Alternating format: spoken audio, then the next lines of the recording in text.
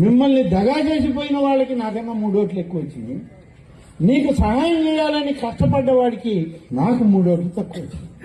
అందరూ మంచి ఆలోచన చేసి పని చేసిన వాడికి సహాయం చేయాలి. అండగా ఉన్నటువంటి పార్టీకి మనం తోడుగా ఉందామని మీరు ఆలోచిస్తే 30,000తో గెలవాలి ఆత్మకూరు నియోజకవర్గంలో తెలుగుదేశం పార్టీ. కానీ అంత గెలవలేదు, రాలేదు. రాకపోవడానికి కారణం మీ అనాలోచిత నిర్ణయాలు. మీకు ఆలోచన శక్తి తగ్గి ఏదో ఒక ప్రభావం.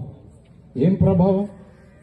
డబ్బు ప్రభావమా, లేకుంటే మత్తు పానీయాల ప్రభావమా, లేకపోతే కుల ప్రభావమా, మత ప్రభావమా?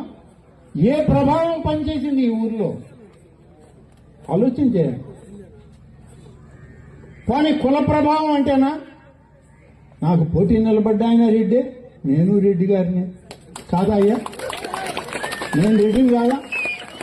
మరి రెడ్లందరూ ఆలోచన చేయకుండా మీకు అన్యాయం చేసిన వైపు మొగ్గితే ఎందుకయ్యా మన కోసం ఆ రెడ్డి? దేనికి ఆ రెడ్డి? ఏం చేసుకుంటారు? పులుసు రాసుకుంటారా ఆ రెడ్డి అనే 2 అక్షరాలు? ఆలోచించండి.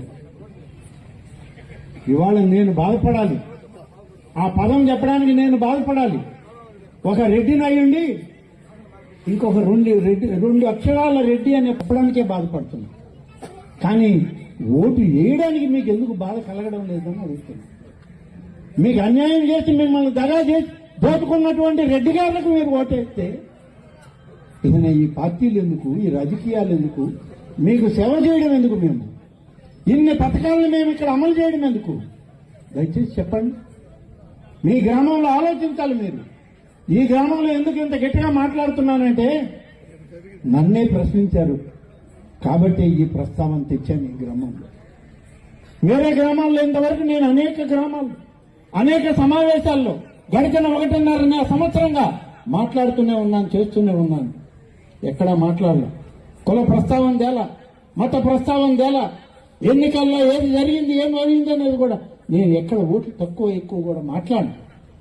ఇక్కడ ఎందుకు మాట్లాడుతున్నానంటే రెడ్డి గారుల పార్టీ కాబట్టి మేము రెడ్డి గారులు ఓటు వేయాలని నాకే చెప్పారు.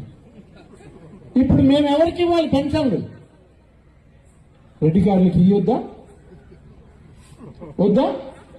వద్దంటే వెనక్కి ఇస్తారా మీరు? ఇప్పుడు 1.5 సంవత్సరం నుంచి మేము ఇస్తున్న పెన్షన్లు రెడ్డి గారులు అందరూ తీసుకున్నారే. అన్నదాత సుఖీభావ ఇస్తే తీసుకున్నారే. అలాగే తల్లికి వందనం ఇస్తే మీ బిడ్డలకి తీసుకున్నారే. ఈరోజు అనేక కార్యక్రమాలు